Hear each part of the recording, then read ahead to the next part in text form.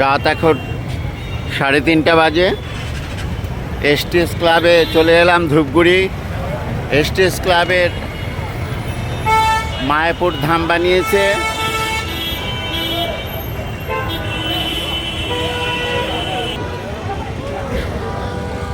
এত রাতেও কিন্তু প্রচুর ভিড় রয়েছে।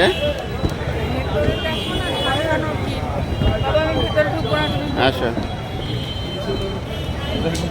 দেখুন সকাল হয়ে গেল অথচ লোক সমাগম কিন্তু একদম কমেনি।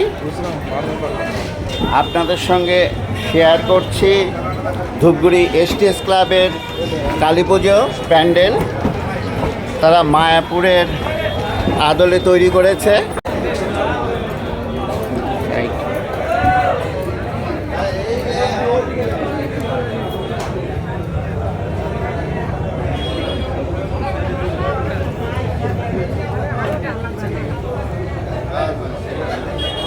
আপনারা দেখতে থাকুন ধূপগুড়ি এসটিএস ক্লাবের